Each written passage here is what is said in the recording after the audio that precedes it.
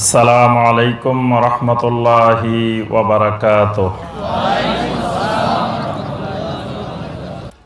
এবার আসেন বড় কুফরি কোনগুলা। বড় কুফরি 5 রকমের। একটা হলো আল কুফর ফি তাওহীদুর রুবুবিয়্যাহ, আল্লাহর একত্ববাদের তাওহীদকে, রুবুবিয়তের তাওহীদকে অস্বীকার করা। আল্লাহর যে ইবাদত একমাত্র আল্লাহর করতে হবে এই বিষয়টা অস্বীকার করা। যেমন আল্লাহ একমাত্র আমাদের খালেক, সৃষ্টিকর্তা। কেউ বললো যে না, আল্লাহ একমাত্র সৃষ্টিকর্তা না, সে কি করলো? কুফরি করলো। আল্লাহ আমাদের একমাত্র রিজিক দাতা। একজন বললো যে না, আল্লাহ আমাদের রিজিক দাতা না, আমার দোকান এটা রিজিক দাতা, আমার দোকানে ব্যবসা করি, আমি খাই। মুসা আলাইহিস সালাম কারুনকে বলছিল যাকাত দেওয়ার জন্য। কারুন বলছে আমি আল্লাহকে যাকাত দিব কেন? আমার মেধা, আমার শ্রম কাজে লাগায় আমি সম্পদ উপার্জন করি, এখানে আল্লাহর কি? এটা তার কুফরি হয়েছে, সে কাফের হয়ে গেছে। এই জন্য কেউ যদি আল্লাহর তাওহীদুর রুবুবিয়্যাতের কোনো বিষয় অস্বীকার করে তার কুফরি। তাওহীদুর রুবুবিয়্যাহ হলো সমাজে, পরিবারে, সর্ব জায়গায়, সব ক্ষেত্রে আল্লাহ সুবহানাহু ওয়া তাআলার আইন কানুন বিধান দিয়ে ফয়সালা করবে। একজন যদি কয় না, আল্লাহর এগুলা এখন এই যুগে অচল, নাউজুবিল্লাহ, বর্তমান আধুনিক যুগে এগুলা চলে না, আল্লাহর আইন এগুলা বাদ, এখন আমরাই আইন বানাবো, এটার নাম কি? কুফরি। আল্লাহর তাওহীদুর রুবুবিয়্যাত, একত্ববাদের তাওহীদ, রুবুবিয়তের তাওহীদ অস্বীকার করলো। অর্থাৎ তাওহীদুর রুবুবিয়্যাত বলতে যতদূর বিস্তৃত আল্লাহর একত্ববাদের, এই একত্ববাদের একটা জিনিস, রুবুবিয়্যাতের একটা জিনিস অস্বীকার করলে এটা কুফরি, ঈমান শেষ। এজন্য আল্লাহ পাক মুনাফিকদের চরিত্র বর্ণনা করতে গিয়ে বলছেন, আলাম তারা ইলাল্লাযীনা ইয়াজউমুনা আন্নাহুম আমানু বিমা উনসিলা ইলাইকা ওয়া মা উনসিলা মিন ক্বাবলিক ইউরিদুনা আন ইয়াতাহাকামু ইলাত তাগুত ওয়া ক্বাদ উমিরু আন ইয়াকফুরু বিহি ওয়া ইউরিদুশ শাইতানু আন ইউদিল্লাহুম দালালাম বাঈদা। ঈমানদার ইহুদির সাথে ঝগড়া। ইহুদি বলে বিচার যাবে মুহাম্মদ রাসূলুল্লাহ সাল্লাল্লাহু আলাইহি ওয়াসাল্লামের কাছে। মুসলমান কয় না, মুহাম্মদ রাসূলুল্লাহর কাছে যাবে না। মুসলমান কয় না, আমার বিচার রাসূলের কাছে দরকার নেই। আর ইহুদি কয় বিচারটা চলো রাসূলের কাছে করি। কারণ আল্লাহ রাসূল সাল্লাল্লাহু আলাইহি ওয়াসাল্লাম ন্যায় বিচার করবেন, এটা ইহুদি ভালো করে জানে। আর মুসলমানও জানে আল্লাহ রাসূল সাল্লাল্লাহু আলাইহি ওয়াসাল্লাম সঠিক বিচার করবেন, কিন্তু সে জানে সঠিক বিচার করলে সে দোষী হবে। এখন এই জন্য সে আল্লাহ রাসূলের কাছে যাবে না। আল্লাহ বলছেন এই লোক ঈমানদার না, এই লোক মুনাফিক। যে লোক রাসূলের প্রতি ঈমান আনে কিন্তু রাসূলের বিচার মানে না। সব মানে তাল গাছ আমার, বিচার মানি কিন্তু তাল গাছ কার? আমার। তাল গাছ আমার থাকবো, আল্লাহ রাসূলও মানি, আল্লাহও মানি, তবে আমার ফয়সালা, আমার আইন, আমার কানুন, অথবা ইহুদিরা খ্রিস্টানরা যেটা বানায় দেয় সেটা ঠিক থাকবো। আল্লাহর আইন আছে, মহব্বত করি, রাসূলকেও মহব্বত করি, সবাইকে মহব্বত করি। এটার নাম হলো কুফরি। এটা তাওহীদুর রুবুবিয়্যাতের কুফরি, আল্লাহর রুবুবিয়্যাত মানা হয় নাই। আর আল কুফর ফি তাওহীদিল আসমা ওয়াস সিফাত, আল্লাহর নাম এবং গুণাবলীর প্রতি কুফরি। আল্লাহ রাব্বুল আলামিনের অনেকগুলো সিফাত আছে, যদি কেউ আল্লাহর সিফাতগুলো অস্বীকার করে, যেমন আল্লাহর ইলম, আল্লাহ পাকের ইলম, আল্লাহ পাক কোরআনে বারবার পরিচয় দিয়েছেন আল্লাহু আলিমুন হাকিম, আল্লাহর ইলমের কথা বলছে। কেউ যদি আল্লাহর ইলম অস্বীকার করে, আল্লাহর কুদরত অস্বীকার করে, আল্লাহর কালাম অস্বীকার করে, আল্লাহ বলছে ওয়া কাল্লামাল্লাহু মূসা তাকলিমা, মূসার সাথে আল্লাহ কথা বলছেন। কেউ কয় না, আমি আল্লাহর কি মুখ আছে নাকি, আল্লাহ কথা বলে কেন? আল্লাহর কথা অস্বীকার করছে। আল্লাহ রাব্বুল আলামিন শুনেন, আল্লাহর শোনাকে অস্বীকার করছে। আল্লাহ পাক আরশে আরোহণ করেন, আরশে সমুন্নত হন, এটাকে অস্বীকার করছে। আল্লাহর সিফাতকে অস্বীকার করা এটা কুফরি। আল্লাহকে সিফাত মুক্ত করাও গোমরাহি, আল্লাহর সিফাতের ব্যাখ্যা করাও গোমরাহি। মানে আল্লাহর সিফাতকে অস্বীকার করলেও কুফরি, যেমন আল্লাহ বলছে আল্লাহর হাত আছে, ইয়াদুল্লাহি ফাওকা আইদিহিম, তাদের হাতের উপরে আল্লাহর হাত। এখন একজন কয় না না না, নাউজুবিল্লাহ নাউজুবিল্লাহ, আল্লাহ কি হাত আছে নাকি? আল্লাহকে হাত মুক্ত বানাই দিছে। এই আল্লাহকে হাত মুক্ত বানানো এইটাও গোমরাহি। আবার আল্লাহর হাতকে বান্দার হাতের সাথে, মাখলুকের হাতের সাথে তুলনা করা, এটাও গোমরাহি। আহলুস সুন্নাহ ওয়াল জামাতের অবস্থান হলো এই দুইয়ের মাঝামাঝি, যে আল্লাহর হাত আল্লাহর মতো। আল্লাহর হাত নাই এটাও বলা যাবে না, আল্লাহ বলছে না আমি জানতাম না। আল্লাহ যদি না বলতো আল্লাহর হাতের কথা আমরা জানতাম নাকি? আল্লাহ বলছেন মেনে নিতে হবে। আবার এটার কোনো ব্যাখ্যা বিশ্লেষণ করা যাবে না, যে না আল্লাহর হাত বলতে আল্লাহর ক্ষমতা, আল্লাহর শক্তি, এরকম ব্যাখ্যা। তাহলে বোঝা গেল আল্লাহ থেকে আমি বেশি পণ্ডিত হয়ে গেছি, বেশি বুঝে গেছি। দুটাই গোমরাহির লক্ষণ। এই জন্য আল্লাহর তাওহীদের ক্ষেত্রে, নাম এবং গুণাবলীর তাওহীদের ক্ষেত্রে কোনো কিছু অস্বীকার করলে কুফরি হয়, কুফরে আকবর। 3 নম্বর, আল কুফর ফি তাওহীদিল ইবাদা, আল্লাহর ইবাদতের তাওহীদের কোনো কিছু অস্বীকার করলে এটাও কুফর। সমস্ত ইবাদত একমাত্র কার জন্য? একমাত্র আল্লাহর জন্য। তাহলে আল ইস্তিগাসা এটা একটা ইবাদত, নাম শুনছেন এই ইবাদতের, আল ইস্তিগাসা। আল ইস্তিগাসা মানে সাহায্য প্রার্থনা করা। আমার আপনার কোনো বিপদে পড়লে, কোনো কিছুর দরকার হলে সাহায্য চাইতে হবে, সাহায্য প্রার্থনা করতে হবে কার কাছে? একমাত্র আল্লাহর কাছে। এই ইবাদতটার নাম হলো আল ইস্তিগাসা। এটা আল্লাহর তাওহীদ, ইবাদতের তাওহীদ। এখন আমি যদি আরেকজনকে গাউসুল আজম বানাই, এটাও কুফর। এটা আল্লাহর ইবাদতের তাওহীদের কুফর। এই জন্য শিরক যিনি করেন, শিরক একসাথে শিরকও হয়, কুফরও হয়। এই সূত্র মনে রাখবেন। কেউ শিরক করলো একটা, এই শিরকের মাধ্যমে শিরক হয় প্লাস কুফরও হয়। কারণ সেই যদি স্বীকারে করতো আল্লাহর তাওহীদে, তাহলে সে তো আর শিরক করতে পারত না। এই জন্য আব্দুল কাদের জিলানী রহমতুল্লাহ আলাইহিকে আপনি গাউসুল আজম বানাই নিলেন, আরো বিভিন্ন মানুষকে গাউসুল আজম বানাইলেন, আলী রাদিয়াল্লাহু তাআলা আনহুকে গাউসুল আজম বানাইলেন। বিপদে পড়ে ডাক দিলেন, ইয়া আলী। জিনিস একটা ঠেলতে গেছে, ঠেলতে পারে না, কয় সবাই মিলে বলো ইয়া আলী। আলী বললে নাকি শক্তি চলে আসে, পাওয়ার আসে। এই জাতীয় ইয়া আলী, ইয়া জিলানী, ইয়া গাউসুল আজম, ইয়া অমুক বলে ডাক দেওয়া, এগুলা ইবাদতের তাওহীদের কুফরি। ডাক দিতে হবে ইয়া আল্লাহ, আল্লাহকে ডাক দিতে হবে। কারণ সমস্ত শক্তির মালিক লিল্লাহি মুলকুস সামাওয়াতি ওয়াল আরদ, আসমান জমিনের একমাত্র মালিক আল্লাহ। 4 নম্বর কুফরে আকবরের প্রকার হলো আল কুফর ফি রিসালাত মুহাম্মদ সাল্লাল্লাহু আলাইহি ওয়াসাল্লাম, মুহাম্মদ সাল্লাল্লাহু আলাইহি ওয়াসাল্লামের রিসালাতের কোন জিনিসকে অস্বীকার করা। নবী সাল্লাল্লাহু আলাইহি ওয়াসাল্লামের রিসালাতের, যেমন আল্লাহ পাক নবী সাল্লাল্লাহু আলাইহি ওয়াসাল্লামকে বাশারিয়ত দান করেছেন। বাশারিয়ত, নবী সাল্লাল্লাহু আলাইহি ওয়াসাল্লাম মানুষ। এন্ড কেউ যদি কয় না না না, খবরদার, আল্লাহ রাসূল মানুষ না, আল্লাহ রাসূল নূরের তৈরি, রাসূল বাশার না। কোরআনে অসংখ্য আয়াতে কারিমে আল্লাহ বলছেন, কুল ইন্নামা আনা বাশারুম মিসলুকুম, আমি বাশার। এন্ড সে কয় বাশার না, কোরআনের আয়াত অস্বীকার করছে, বাশারিয়ত অস্বীকার করলো। কিন্তু আবার কেউ যদি নবী সাল্লাল্লাহু আলাইহি ওয়াসাল্লামকে শুধু বাশার বানাই দেয়, এটাও গুমরাহি। নবী সাল্লাল্লাহু আলাইহি ওয়াসাল্লাম বাশার, কিন্তু আমার আপনার মতো এরকম বাশার না। কারণ কি? ইউহা ইলাইয়া, আল্লাহ রাসূলের উপরে ওহী নাজিল হয়, আমার আপনার উপরে ওহী নাজিল হয় না। এই জন্য আল্লাহ রাব্বুল আলামিন জিবরিল আলাইহিস সালামকে দিয়ে 2 বার নবী সাল্লাল্লাহু আলাইহি ওয়াসাল্লামকে সাক্ষ্যে চদর করাইছেন। ওপেন হার্ট সার্জারি, একেবারে মাঝখান দিয়ে ছিঁড়ে কেটে 2 ভাগ করে ভিতরে যা যা ফিট করার দরকার আল্লাহ পাক সব দিছেন। কেন দিছেন? নবুয়ত এত ভারী, এই ভারী নবুয়ত সহ্য করার মতো পাওয়ার লাগবে শরীরের মধ্যে, না হয় ওই নবুয়তের পাওয়ার সহ্য করতে পারবে না। আনাস বিন মালিক রাদিয়াল্লাহু তাআলা আনহু বলছেন, আল্লাহ রাসূল সাল্লাল্লাহু আলাইহি ওয়াসাল্লামের একজনের শরীরে আল্লাহ পাক 30 জন পুরুষের যুবকের শক্তি দান করেছেন। সুবহানাল্লাহ। 30 জন যুবকের শক্তি নবী সাল্লাল্লাহু আলাইহি ওয়াসাল্লামের এক শরীরের মধ্যে ছিল। আমার আপনার মধ্যে কয়জনের আছে? একজনের যা থাকা দরকার তাও তো নাই।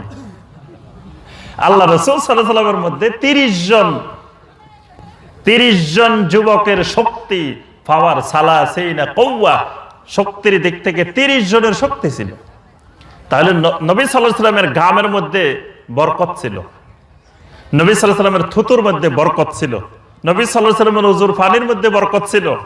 নবী সাল্লাল্লাহু আলাইহি ওয়াসাল্লাম আঙ্গুল রাখছেন পানির মধ্যে, 2 আঙ্গুলের মাঝখান দিয়ে নহরের মতো পানি বাইরেছে। সুবহানাল্লাহ। নবী সাল্লাল্লাহু আলাইহি ওয়াসাল্লাম সালাতের মধ্যে দাঁড়াইলে সামনে যেমন দেখতেন পিছনেও দেখতেন, সামনে 2 চোখ পিছনে 2 চোখ। সুবহানাল্লাহ। তাহলে আমার বডি আর আপনার বডি, নবী সাল্লাল্লাহু আলাইহি ওয়াসাল্লামের বডি একরকম নয়, কিন্তু নবী সাল্লাল্লাহু আলাইহি ওয়াসাল্লামকে বাশার স্বীকার করতে হবে, বাশারিয়ত অস্বীকার করা যাবে না। নবী সাল্লাল্লাহু আলাইহি ওয়াসাল্লাম নূর, তবে নূরের তৈরি মনে করা যাবে না। তাহলে নবী সাল্লাল্লাহু আলাইহি ওয়াসাল্লামের রাসালাতের কোনো বিষয় অস্বীকার করলে কুফরি হয়। 5 নম্বর কুফরির প্রকার, কুফরে আকবরের প্রকার, সেটা হলো আল কুফর ফির রিদা ওয়াল কারাহা, সন্তুষ্টি অসন্তুষ্টির কুফর। অর্থাৎ আল্লাহর কোন বিধানের প্রতি অসন্তুষ্ট হওয়া, এটাও কুফর। অপছন্দ করা, এটাও কুফর। ঠাট্টা করা, এটাও কুফর। আল্লাহর কোন বিধান অপছন্দ করল, যেমন দাড়ি অপছন্দ করলো, দাড়ি ভালো লাগে না, এমনি মুসলমান, কুফরি করছে। এই দাড়ি অপছন্দ করলে কুফরি। বোরকা অপছন্দ করছে, কুফরি। টাকনুর উপরে কাপড় পরিধান করা অপছন্দ করছে, কুফরি। আসসালামু আলাইকুম ওয়া রাহমাতুল্লাহ বলা অপছন্দ করছে, কুফরি করছে। দ্বীনের যে কোনো বিষয় অপছন্দ করলে, কেউ যদি সেটা আমলও করে, তাও কুফরি। কথাটা বুঝতে পারছেন? মানে একজন দাড়ি রাখছে, কিন্তু দাড়িওয়ালা মানুষ দেখতে পারে না, দাড়ি দেখতে পারে না, কিন্তু নিজের দাড়ি আছে। মেয়ের বিয়ের জন্য আছে, কয় না দাড়ি থাকলে হবে না, এমনি নিজে কিন্তু দাড়ি আছে। এ কুফরি করছে, এ দাড়িকে অপছন্দ করছে। আল্লাহর কোন বিধান, দাড়ি, হেজাব, যে কোনো বিধান একটু অপছন্দ করলে কুফরি, কারাহাতের কুফরি। ইস্তেহজা, ঠাট্টা করলে দ্বীনের কোনো বিষয় নিয়ে, ইচ্ছায় করুক অনিচ্ছায় করুক, যেভাবে করুক, একটু দ্বীনের কোনো বিষয় নিয়ে ঠাট্টা করবে, কুফরি হবে। এটাকে বলা হয় আল কুফর ফির রিদা ওয়াল কারাহা। সর্বশেষ আমি কয়েকটা কুফরে আকবরের উদাহরণ দিয়ে আমরা আলোচনা শেষ করব ইনশাআল্লাহ। কুফরে আকবরের কয়েকটা বড় বড় উদাহরণ। ইবাদাতুল কুবুর, সমাজে বহুল প্রচলিত কুফর, সেটা হলো কবর পূজা, কবর কেন্দ্রিক ইবাদত, কবর কেন্দ্রিক শিরক, এইগুলা কুফরি। অনেকগুলো হাদিস আছে, একটা হাদিস শুধু বলি যে আল্লাহ রাসূল সাল্লাল্লাহু আলাইহি ওয়াসাল্লাম একদিন এক জানাজায় গেলেন। জানাজায় গিয়ে বলেন, কে আছো তোমাদের মধ্য থেকে যাকে আমি 3টা কাজ দিব?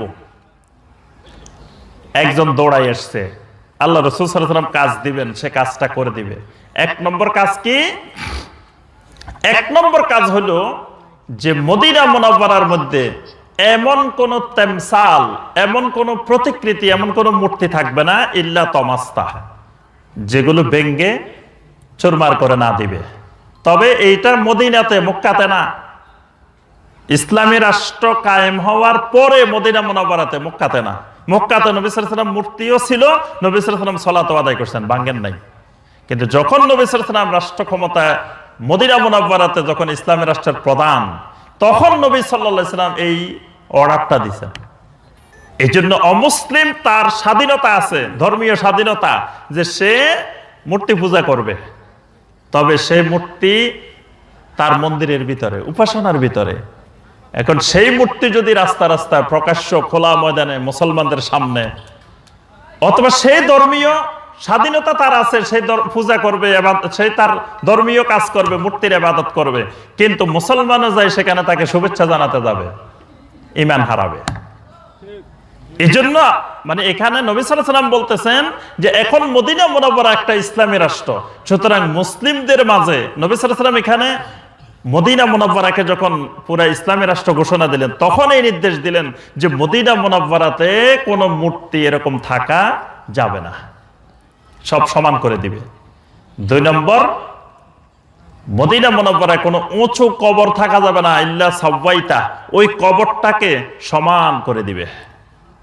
3 নম্বর, কোন সূরা, কোন প্রতিকৃতি, কোন মূর্তির মানে বানানো রাস্তাঘাটে প্রদর্শনের জন্য এরকম কোথাও থাকা যাবে না যেটাকে লাত্তাহতাহা, ব্যঙ্গে তুমি সমান করে না দিবে। এক লোক আসতে দৌড়ায় যে আনা লাহা ইয়া রাসূলুল্লাহ, আমি পারবো। তখন গেছে, আল্লাহ রাসূল বললেন ঠিক আছে তুমি করে আসো। এই লোক যখন গেছে, এই কাজ শুরু করছে, মদিনার লোকেরা তাকে দিছে দৌড়ানি। কেউ কয় মিয়া আমাদের এত বড় বুজুর্গ, এত বড় আল্লাহর ওলির কবর ভাঙিয়ে ফেলতেছ। আরেকজন আসে কে মিয়া এই প্রতিকৃতি, এই মূর্তি কার ছিল? এটা আমাদের অমুক অমুক বিরাট লোক ছিল, তার মূর্তির গায়ে তুমি হাত দিছ। এইভাবে এই লোকেরা এমন দৌড়ানি দিছে, এই সাহাবী আর পারেন নাই, চলে আসছেন। আল্লাহ রাসূল সাল্লাল্লাহু আলাইহি ওয়াসাল্লাম বললেন তোমাদের মধ্যে আর কে আছো? আলী রাদিয়াল্লাহু তাআলা আনহু বলেন আনা লাহা ইয়া রাসূলুল্লাহ, আমি আলী আছি। নবী সাল্লাল্লাহু আলাইহি ওয়াসাল্লাম দোয়া করে দিলেন, বলেন আলী যাও তুমি এই কাজটা করে আসো। আলী রাদিয়াল্লাহু তাআলা আনহু এসে বললেন ইয়া রাসূলুল্লাহ সাল্লাল্লাহু আলাইহি ওয়াসাল্লাম, আপনি যেই দায়িত্ব দিবেন শতভাগ মদিনা থেকে নিচ্ছিন্ন করে দিয়ে আসছি। নবী সাল্লাল্লাহু আলাইহি ওয়াসাল্লাম বললেন আমার উম্মত শোনো, মান আদা লিসানআতি শাইইন ইলা ইয়াউমিল কিয়ামা ফাকাদ কাফারা বিমা উনজিলা আলা মুহাম্মাদিন সাল্লাল্লাহু আলাইহি ওয়াসাল্লাম। আজকে আমি যেই জিনিসগুলোকে নিচ্ছিন্ন করে দিলাম, কিয়ামতের পূর্বে আবার যদি আমার কোন উম্মত এগুলাকে পুনরায় নিয়ে আসে, সে মুহাম্মদ সাল্লাল্লাহু আলাইহি ওয়াসাল্লাম যা নিয়ে আসতেন তার প্রতি কুফরি করল। আজকে আমি নবী নিচ্ছিন্ন করলাম, আবার যদি কেউ আমার উম্মতের মধ্য থেকে কেউ আবার এগুলো নিয়ে আসে, সে আমি মুহাম্মদ সাল্লাল্লাহু আলাইহি ওয়াসাল্লাম যা নিয়ে আসছি কুফরি করছে। আজকে দেখবেন বাংলাদেশে উঁচু কবর আছে কি নাই? উঁচু কবরের সামনে মানুষ যায় সেজদা করে, ধরে ধরে কান্নাকাটি করতেছে, কবর ধরে ধরে কবরওয়ালার কাছে, কবরের মৃত ব্যক্তির কাছে সাহায্য চাইতেছে। তারপর কবরের উপরে মশারি, হুজুরকে মশা কামড়াতে পারে, তারপরে আপনার মোমবাতি, তারপরে কবরের উপরে সুন্দর সুন্দর ঘর, কারুকার্য, বিল্ডিং, গম্বুজ, ফ্যানও আছে, হুজুরের গরম লাগতে পারে, ফ্যানও আছে। নাউযুবিল্লাহ, কি মারাত্মক শিরকি কুফরি কার্যক্রম দিব্যি আরামে অমুসলিমেরা করতেছে না, মুসলিমেরা, মুসলিম নামদারি ব্যক্তিরা করতেছে। তারপরে আপনার মূর্তি, প্রতিকৃতি যেগুলো বলেন সব বিদ্যমান, এগুলো সমাজে বহুল প্রচলিত কুফর। সমাজে বহুল প্রচলিত কুফর হলো গণকের কাছে যাওয়া, গণকের কাছে যাওয়া, ভবিষ্যৎ দ্রষ্টা, হাতের রেখা দেখে দেখে বলে দিবে আপনার ভবিষ্যতে কি হবে। তুলা রাশি, বৃশ্চিক রাশি, কুম্ভ রাশি দেখে দেখে বলে দিবে আপনার রাশির কি আছে। এগুলা সব কুফরি। আল্লাহ রাসূল সাল্লাল্লাহু আলাইহি ওয়াসাল্লাম বলছেন, কোন ব্যক্তি যদি এরকম গণকের কাছে, ভাগ্য গণনার কাছে, ভবিষ্যৎ বক্তার কাছে যায়, গিয়ে কিছু জিজ্ঞাসা করলো, লাম তুকবাল্লাহু সালাতু 40 লাইলা, 40 দিনের কোন সালাত, কোন ইবাদত আল্লাহ কবুল করেন না। এরপরে গণক যা বলছে সে বিশ্বাস করে ফেলছে। আল্লাহ রাসূল সাল্লাল্লাহু আলাইহি ওয়াসাল্লাম বলেন ফাকাদ কাফারা বিমা উনজিলা আলা মুহাম্মাদিন সাল্লাল্লাহু আলাইহি ওয়াসাল্লাম, সে মুহাম্মদ সাল্লাল্লাহু আলাইহি ওয়াসাল্লাম যা নিয়ে আসছে এটার প্রতি কুফরি করলো। তাহলে এটাও একটা কুফরি। বড় ধরনের প্রচলিত কুফরি হলো মুশরিককে মুশরিক মনে না করা, মাল্লাম ইউকাফফিরিল মুশরিকিন, মুশরিককে কাফের মনে করে না, এটাও কুফরি। আবার ওয়াসাহহা মাযহাবাহুম, মুশরিকের মতবাদগুলোকে বিশুদ্ধ মনে করা, এটাও কুফরি। মুশরিকদের অসংখ্য মতবাদ আছে পৃথিবীতে, মুশরিকদের বানানো, মুশরিকদের তৈরি করা মতবাদ, এই মতবাদগুলোকে কুফরি যারা মনে করে না, এই না মনে করাটাও কুফরি। কাফেরকে কুফরি মনে করে না, কাফেরদের মতবাদকে কুফরি মনে করে না, দুটেই কুফরি। এই কুফরিতে সমাজের অসংখ্য ভাই বোন জড়িত। উসিলার কুফরি, ওয়াসাইতের কুফরি, আল্লাহ এবং বান্দার মাঝখানে মধ্যস্থতাকারী বানাই নেওয়া, এটাও কুফরি। আল্লাহ আর আমার মাঝখানে মধ্যস্থতাকারী বানাই নেওয়া, যে এই লোকটাকে যদি আমি মধ্যস্থতাকারী বানাই দিই, এই লোকটা আমাকে আল্লাহ পর্যন্ত পৌঁছাই দিবে। কিয়ামতের দিন এই লোকটা আমাকে ট্রেনে করে, বাসে করে, লঞ্চে করে, জাহাজে করে আমাকে জান্নাতে নিয়ে যাবে, এটাও কুফরি। ওয়াসাইত বানানো, আল্লাহ এবং বান্দার মাঝখানে মধ্যস্থতাকারী। মুশরিকের মূর্তি পূজা আর এটার মধ্যে কোনো পার্থক্য নাই। মুশরিকেরা মূর্তি পূজা করতে এই উদ্দেশ্যে, ওয়া ইয়াকুলুনা হাউলাই শুফাআউনা ইনদাল্লাহ, তারা পরিষ্কার জবাব দিছে যে এই মূর্তিগুলো কিয়ামতের দিন আমাদেরকে আল্লাহর কাছে সুপারিশ করবে, সুপারিশের জন্য করছে। তাহলে তাদের এটা যদি সুপারিশের জন্য করার কারণে কুফরি হয়, শিরক হয়, তা আমি যাদেরকে করতেছি সুপারিশের জন্য আমার এটা কুফরি হবে না কেন? একই জিনিস তো। হয়তো ওইটার নাম দুর্গা, আমার এটার নাম আরেকটা, যাই হোক এই জাতীয়। নামে পার্থক্য, কিন্তু মূল কাজ তো, উদ্দেশ্য তো, বিশ্বাস তো, আকীদা তো সব সেম। এইটা বহুল প্রচলিত সমাজের কুফরি। রাসূল সাল্লাল্লাহু আলাইহি ওয়াসাল্লামের আদর্শের চাইতে অন্য কোনো আদর্শকে উন্নত মনে করা, আধুনিক মনে করা, বিজ্ঞানসম্মত মনে করা, এটাও কুফরি। আল্লাহ রাসূল সাল্লাল্লাহু আলাইহি ওয়াসাল্লামের কোন সুন্নতের চাইতে অন্য কোন জিনিসকে আধুনিক মনে করা, বিজ্ঞানসম্মত মনে করা, যুগ উপযোগী মনে করা, এটা কুফরি, ঈমান চলে যাবে। কারণ নবী সাল্লাল্লাহু আলাইহি ওয়াসাল্লামের জন্য প্রত্যেক খুতবার মধ্যে বলতেন ওয়া খাইরাল হাদিয়ে হাদিয়ু মুহাম্মদ রাসূলুল্লাহ সাল্লাল্লাহু আলাইহি ওয়াসাল্লাম। কিয়ামত পর্যন্ত সর্বশ্রেষ্ঠ আদর্শ, সর্বশ্রেষ্ঠ হেদায়েত মুহাম্মদ সাল্লাল্লাহু আলাইহি ওয়াসাল্লামের হেদায়েত। সুতরাং এই হেদায়েতের চাইতে আধুনিক কোনো কিছু, বিজ্ঞানসম্মত কোনো কিছু মনে করলে কুফরি। জাদু করা কুফরি। দেখা যায় আমাদের সমাজে অনেক জাদু আছে না? এই জাদুগুলো কুফরি। জাদু যে করবে, জাদুর উপরে সন্তুষ্ট থাকবে, এগুলো সব কুফরি। এই জাতীয় অসংখ্য কুফরি আমাদের সমাজে বিদ্যমান। সম্মানিত ভাইরা, আমাদের সময় কম, রাতও অনেক হয়ে গেছে, আর দীর্ঘায়িত করবো না। মূল কথা হলো এই বহুল প্রচলিত যে কুফরিগুলো আছে, এগুলো থেকে আমাদেরকে বেঁচে থাকতে হবে। সর্বশেষ একটা কথা বলে শেষ, সেটা হলো মুসলিমকে কাফের বলা যাবে না, কাফেরকে মুসলিম মনে করা যাবে না। কাফের কাফের, মুসলিম ছাড়া সবাইকে কাফের মনে করা ফরজ। আর মুসলিমকে কাফের বলা যাবে না। কাফের বলতে হলে অনেকগুলো শর্ত আছে, কতগুলো মাওয়ানে ও তাকফির আছে। এই মাওয়ানে ও তাকফির উঠে যাওয়ার পরে তাকে কাফের বলা যাবে, এর আগ পর্যন্ত কাফের বলা যাবে না।